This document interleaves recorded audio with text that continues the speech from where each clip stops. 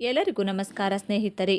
ಸರ್ಕಾರ ಜಾರಿಗೆ ತಂದಿರುವಂತಹ ಯೋಜನೆಗೆ ಸಾಕಷ್ಟು ರೇಷನ್ ಕಾರ್ಡ್ ಕೂಡ ಒಂದಾಗಿದ್ದು, ಅದರಲ್ಲೂ ಪ್ರಮುಖವಾಗಿ BPL ರೇಷನ್ ಕಾರ್ಡ್ ಬಡತನದ ರೇಖೆಗಿಂತ ಕೆಳಗಿರುವಂತಹ ಜನರಿಗೆ ಒದಗಿಸುವಂತಹ ರೇಷನ್ ಕಾರ್ಡ್ ಆಗಿದೆ. BPL ರೇಷನ್ ಕಾರ್ಡ್ ಹೊಂದಿರುವವರು ಸರ್ಕಾರದಿಂದ ಸಿಗುವಂತಹ ಉಚಿತ ಪಡಿತರ ಸೇರಿದಂತೆ ಸಾಕಷ್ಟು ಯೋಜನೆಗಳನ್ನು ಪಡೆದು ಫಲಾನುಭವಿಗಳಾಗುವುದಕ್ಕೆ ಅರ್ಹತೆಯನ್ನು ಹೊಂದಿರುತ್ತಾರೆ. ಬಡತನ ರೇಖೆಗಿಂತ ಕೆಳಗಿರುವಂತಹ ಜನರಿಗಾಗಿ ಜಾರಿಗೆ ತಂದಿರುವಂತಹ BPL ರೇಷನ್ ಕಾರ್ಡನ್ನು ಇತ್ತೀಚಿನ ದಿನಗಳಲ್ಲಿ ಕಂಡುಹಿಡಿದ ಮಾಹಿತಿಗಳ ಪ್ರಕಾರ ಬಡತನದ ರೇಖೆಗಿಂತ ಮೇಲಿರುವ ಜನರು ಕೂಡ ಇದನ್ನು ಬಳಸಿಕೊಳ್ತಿದ್ದಾರೆ ಎಂಬುದಾಗಿ ತಿಳಿದು ಬಂದಿದೆ. ಅದರಲ್ಲೂ ವಿಶೇಷವಾಗಿ ರಾಜ್ಯದಲ್ಲಿ BPL ರೇಷನ್ ಕಾರ್ಡ್ ಅನುಸರಿಸಿ ಸಾಕಷ್ಟು ಯೋಜನೆಗಳನ್ನು ಕೂಡ ಜಾರಿಗೆ ತರಲಾಗಿದೆ. ಅದಕ್ಕಾಗಿ ಪ್ರತಿ ತಿಂಗಳು ರಾಜ್ಯ ಸರ್ಕಾರ ಸಾವಿರಾರು ಕೋಟಿ ರೂಪಾಯಿಗಳನ್ನು ಖರ್ಚು ಮಾಡಬೇಕಾಗಿ ಕೂಡ ಬರುತ್ತದೆ. ಇದನ್ನೆಲ್ಲ ರಾಜ್ಯ ಸರ್ಕಾರ ಮಾಡ್ತಾ ಇರೋದು ಬಡವರ್ಗದ ಜನರಿಗೆ ಸಹಾಯ ಆಗಲಿ ಅನ್ನುವ ಕಾರಣಕ್ಕಾಗಿ. ಆದರೆ ಆ ಸಹಾಯ ಅನ್ನೋದು ಬಡವರ್ಗದ ಜನರಿಗಿಂತ ಹೆಚ್ಚಾಗಿ ಬಡವರ್ಗದ ಜನರ ಮುಖವಾಡದಲ್ಲಿರುವಂತಹ ಅನುಕೂಲಸ್ಥ ಜನರಿಗೆ ಸಿಗುತ್ತಿದೆ.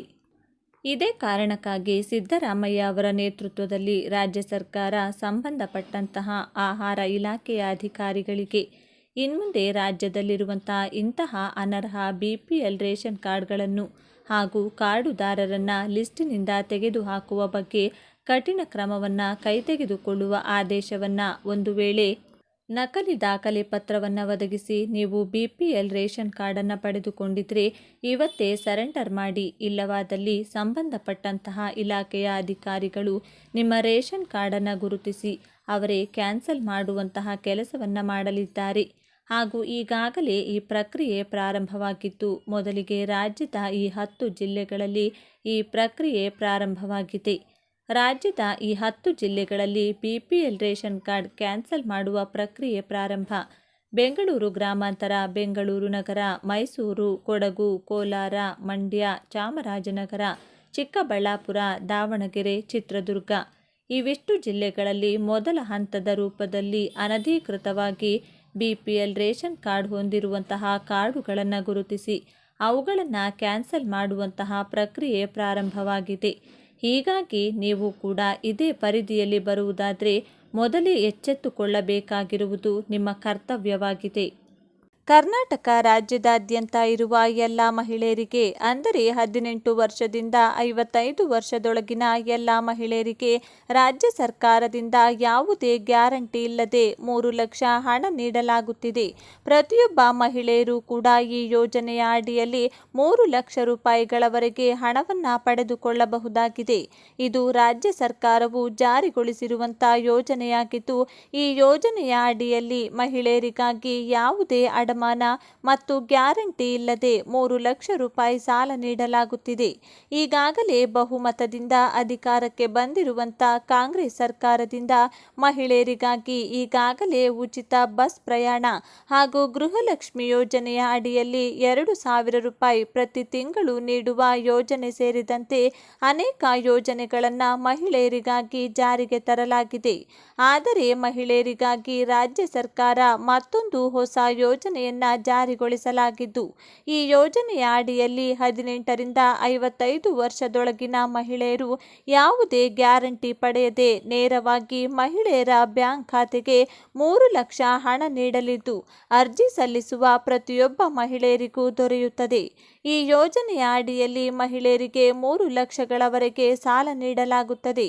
ಅದರಂತೆಯೇ ಮಹಿಳೆಯರು 88 ಬಗೆಯ ಸಣ್ಣ ಉದ್ಯಮಗಳನ್ನು ಸ್ಥಾಪಿಸಿ ಆರ್ಥಿಕವಾಗಿ ಸದೃಢರಾಗಬೇಕೆಂದು ಕೇಂದ್ರ ಸರ್ಕಾರ ಬಯಸಿದೆ. ಮಹಿಳೆಯರ ಆರ್ಥಿಕ ಸ್ವಾವಲಂಬನೆಗಾಗಿ ಆರ್ಥಿಕ ನೆರವು ನೀಡುವುದು ಕೇಂದ್ರ ಸರ್ಕಾರದ ಆತ್ಮನಿರ್ಭರ ಕಾರ್ಯಕ್ರಮದ ಉದ್ದೇಶಗಳಲ್ಲಿ ಒಂದಾಗಿದೆ. ಉದ್ಯೋಗಿನಿ ಎನ್ನುವುದು ಮಹಿಳೆಯರು ಉದ್ಯಮಿಗಳಾಗಿ ಹಾಗೂ ಬೆಳೆದು ತಮ್ಮ ಸ್ವಂತ ಕಾಲಿನ ಮೇಲೆ ನಿಲ್ಲಲು ಪರಿಚಯಿಸಿದ ಯೋಜನೆಯಾಗಿದೆ. ಇದನ್ನು ಮೊದಲು ಕರ್ನಾಟಕ ಸರ್ಕಾರ ಜಾರಿಗೆ ತಂದಿದ್ದು, ನಂತರ ಕೇಂದ್ರ ಸರ್ಕಾರವು ಮಹಿಳಾ ಅಭಿವೃದ್ಧಿ ನಿಗಮದ ಮೇಲ್ವಿಚಾರಣೆಯಲ್ಲಿ ದೇಶದಾದ್ಯಂತ ಜಾರಿಗೆ ತರುತ್ತಿದೆ. ಮುಖ್ಯವಾಗಿ ಗ್ರಾಮೀಣ ಪ್ರದೇಶದ ಮಹಿಳೆಯರ ಆರ್ಥಿಕ ಸ್ವಾವಲಂಬನೆಗೆ ಹೆಚ್ಚಿನ ಆದ್ಯತೆ ನೀಡಲಾಗಿದೆ. ಈ ಯೋಜನೆಯ ಅಡಿಯಲ್ಲಿ ಪಡೆಯುವ ಪಡೆಯುವ ಸಾಲದ ಮಿತಿ 3 ಲಕ್ಷವಾಗಿದ್ದು, ಅಂಗವಿಕಲ ಮಹಿಳೆಯರು ಹಾಗೂ ವಿಧವೆಯರಿಗೆ ಸಾಲದ ಮಿತಿ ಇಲ್ಲ. ಅವರು ಸ್ಥಾಪಿಸುವ ವ್ಯವಹಾರ, ಅವರು ತಮ್ಮ ವಿದ್ಯಾರ್ಹತೆಯ ಆಧಾರದ ಮೇಲೆ ಹೆಚ್ಚಿನ ಸಾಲವನ್ನು ನೀಡುತ್ತಾರೆ. ಅಂಗವಿಕಲರು, ವಿಧವೆಯರು ಮತ್ತು ದಲಿತ ಮಹಿಳೆಗೆ ಸಂಪೂರ್ಣ ಬಡ್ಡಿರಹಿತ ಸಾಲ ನೀಡಲಾಗುತ್ತದೆ. ಇತರ ವರ್ಗಗಳಿಗೆ ಸೇರಿದ ಮಹಿಳೆಯರಿಗೆ 10% ಹಿಡಿದು 12% ಬಡ್ಡಿ ದರದಲ್ಲಿ ಸಾಲ ನೀಡಲಾಗುತ್ತದೆ. ಈ ಬಡ್ಡಿ ದರವು ಮಹಿಳೆಯರು ಸಾಲವನ್ನು ಪಡೆಯುವ ಬ್ಯಾಂಕ್ನ ನಿಯಮಗಳ ಮೇಲೆ ಅವಲಂಬಿತವಾಗಿರುತ್ತದೆ. ಕುಟುಂಬದ ವಾರ್ಷಿಕ ಆದಾಯವನ್ನು ಆಧರಿಸಿ 30%ವರೆಗೆ ಸಹಾಯಧನವನ್ನು ನೀಡಲಾಗುತ್ತದೆ. 18 ವರ್ಷದಿಂದ 55 ವರ್ಷದೊಳಗಿನ ಎಲ್ಲ ಮಹಿಳೆಯರು ಈ ಯೋಜನೆಗೆ ಅರ್ಹರು. ಈ ಹಿಂದೆ ಯಾವುದೇ ಸಾಲ ಪಡೆದು ಸರಿಯಾಗಿ ಮರುಪಾವತಿ ಮಾಡದಿದ್ದಲ್ಲಿ ಸಾಲ ನೀಡಲಾಗುವುದಿಲ್ಲ. ಭರ್ತಿ ಮಾಡಿದ ಅರ್ಜಿಯ ನಮೂನೆಯೊಂದಿಗೆ 2 ಪಾಸ್ಪೋರ್ಟ್ ಅಳತೆಯ ಭಾವಚಿತ್ರ, ಅರ್ಜಿ ಸಲ್ಲಿಸುವ ಮಹಿಳೆಯ ಆಧಾರ್ ಕಾರ್ಡ್ ಹಾಗೂ ಜನನ ಪ್ರಮಾಣ ಪತ್ರ, ಬಡತನ ರೇಖೆಗಿಂತ ಕೆಳಗಿರುವವರು ಪಡಿತರ ಚೀಟಿಯ ಪ್ರತಿಯನ್ನು ಲಗತ್ತಿಸಿರಬೇಕು. ಆದಾಯ ಪರಿಶೀಲನೆ ಪತ್ರ, ನಿವಾಸ ಪುರಾವೆ, ಜಾತಿ ದೃಢೀಕರಣ ಪತ್ರ, ಬ್ಯಾಂಕ್ ಖಾತೆಯ ಪಾಸ್ಬುಕ್ ಪ್ರತಿಯೊಂದಿಗೆ ನಿಮ್ಮ ಜಿಲ್ಲೆಯ ಅಥವಾ ನಿಮ್ಮ ತಾಲೂಕಿನ ಮಹಿಳಾ ಮತ್ತು ಮಕ್ಕಳ ಅಭಿವೃದ್ಧಿ ಕೇಂದ್ರಕ್ಕೆ ಭೇಟಿ ನೀಡಬಹುದು. ಕೇಂದ್ರದಲ್ಲಿ ಅಧಿಕಾರಕ್ಕೆ ಬಂದ ಎನ್ಡಿಎ ಸರ್ಕಾರವು ಸಮಾಜದ ಬಡವರು ಮತ್ತು ದುರ್ಬಲ ವರ್ಗದವರನ್ನು ಆಕರ್ಷಿಸಲು ಹಲವಾರು ಯೋಜನೆಗಳನ್ನು ಜಾರಿಗೆ ತರಲು ಸಜ್ಜಾಗ್ತಿದೆ.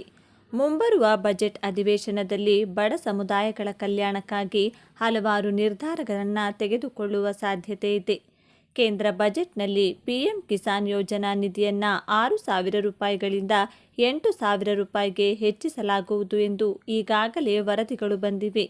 ಕೇಂದ್ರ ಸರ್ಕಾರವು ಮತ್ತೊಂದು ವಿಷಯದ ಬಗ್ಗೆ ಪ್ರಮುಖ ನಿರ್ಧಾರ ತೆಗೆದುಕೊಳ್ಳಲಿದೆ.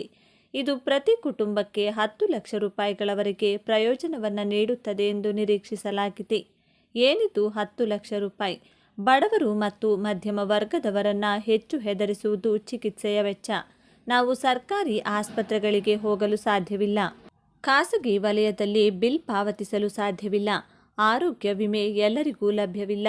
ಈ ಹಿನ್ನೆಲೆಯಲ್ಲಿ ಎಲ್ಲರಿಗೂ ಉತ್ತಮ ವೈದ್ಯಕೀಯ ಸೇವೆ ಒದಗಿಸಲು ಕೇಂದ್ರ ಸರ್ಕಾರ ಮಹತ್ವದ ನಿರ್ಧಾರ ಕೈಗೊಂಡಿದೆ.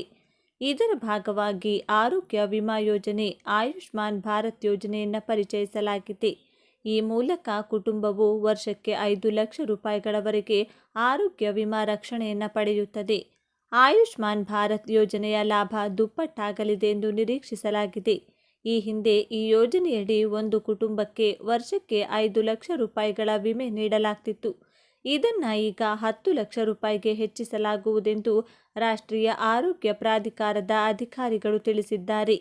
ಇದಲ್ಲದೆ ಈ ಯೋಜನೆಗೆ ಅರ್ಜಿ ಸಲ್ಲಿಸುವ ಫಲಾನುಭವಿಗಳ ಸಂಖ್ಯೆಯನ್ನು ದ್ವಿಗುಣಗೊಳಿಸುವ ಗುರಿಯನ್ನು ಕೇಂದ್ರವು ನಿಗದಿಪಡಿಸಿದೆ ಮತ್ತು 3 ವರ್ಷಗಳಲ್ಲಿ ಅದನ್ನು ಸಾಧಿಸುವ ಗುರಿಯನ್ನು ಹೊಂದಿದೆ. ಈ ಯೋಜನೆಯಲ್ಲಿ 70 ವರ್ಷ ಮೇಲ್ಪಟ್ಟವರಿಗೆ ಆದ್ಯತೆ ನೀಡಲಾಗುವುದು. ಅವರನ್ನು ತಕ್ಷಣವೇ ಫಲಾನುಭವಿಗಳಾಗಿ ಸೇರಿಸಲಾಗುವುದು. ದೇಶದಲ್ಲಿ ಇಂತಹ ಸುಮಾರು 5 ಕೋಟಿ ಜನರಿದ್ದಾರೆ ಎಂದು ಅಂದಾಜಿಸಲಾಗಿದೆ. ಆಯುಷ್ಮಾನ್ ಭಾರತ್ ಯೋಜನೆಯ ಆರಂಭದಲ್ಲಿ ಇದು 70 ವರ್ಷಕ್ಕಿಂತಲೂ ಮೇಲ್ಪಟ್ಟವರಿಗೆ ಅನ್ವಯಿಸುತ್ತಿರಲಿಲ್ಲ. ಆದ್ದರಿಂದ ಅವರನ್ನು ಸಹ ಯೋಜನೆಯಲ್ಲಿ ಸೇರಿಸಲಾಗುತ್ತಿದೆ ಎಂದು ಅಧ್ಯಕ್ಷೆ ದ್ರೌಪದಿ ಹೇಳಿದರು. ಅವರು ಸಂಸತ್ತಿನಲ್ಲಿ ಮಾಡಿದ ಭಾಷಣದಲ್ಲಿ ಹೇಳಿದರು. ಪ್ರಸ್ತಾವನೆಯ ನಿರ್ಧಾರವನ್ನು ಸರ್ಕಾರ ಅನುಮೋದಿಸಿದರೆ ಪ್ರತಿ ವರ್ಷ ಕೇಂದ್ರದ ಮೇಲೆ 12,076 ಕೋಟಿ ರೂಪಾಯಿಗಳ ಹೆಚ್ಚುವರಿ ಹೊರೆ ಬೀಳಲಿದೆ ಎಂದು ಅಂದಾಜಿಸಲಾಗಿದೆ. ಈ ಯೋಜನೆಯಡಿ ಅರ್ಜಿ ಸಲ್ಲಿಸಿದವರಿಗೆ ಕೇಂದ್ರವು ಆಯುಷ್ಮಾನ್ ಕಾರ್ಡ್ ನೀಡುತ್ತದೆ. ಇದು ಆಧಾರ್ ಕಾರ್ಡ್ ಇದ್ದಂತೆ.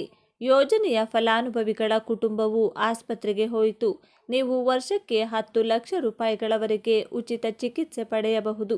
2021ರಲ್ಲಿ ನೀತಿ ಆಯೋಗದ ವರದಿಯು ಮಧ್ಯಮ ವರ್ಗದ 30%ಕ್ಕೂ ಹೆಚ್ಚು ಜನರು ಆರೋಗ್ಯ ವಿಮೆಯಿಂದ ವಂಚಿತರಾಗಿದ್ದಾರೆ ಎಂದು ಹೇಳಿತ್ತು. ಆಯುಷ್ಮಾನ್ ಭಾರತ್ ಅನ್ನು ವಿಸ್ತರಿಸಬೇಕು, ಇದರಿಂದ ಅವೆಲ್ಲವನ್ನ ಒಳಗೊಳ್ಳಬೇಕು ಎಂದು ಅದು ಸೂಚಿಸಿತು. ಅದಕ್ಕಾಗಿಯೇ ಕೇಂದ್ರವು ಪ್ರಯೋಜನವನ್ನು ದ್ವಿಗುಣಗೊಳಿಸಲು ಯೋಜಿಸುತ್ತಿದೆ ಮತ್ತು ಈ ಬಗ್ಗೆ ಬಜೆಟ್ನಲ್ಲಿ ಪ್ರಮುಖ ಘೋಷಣೆ ಮಾಡುವ ನಿರೀಕ್ಷೆ ಇದೆ.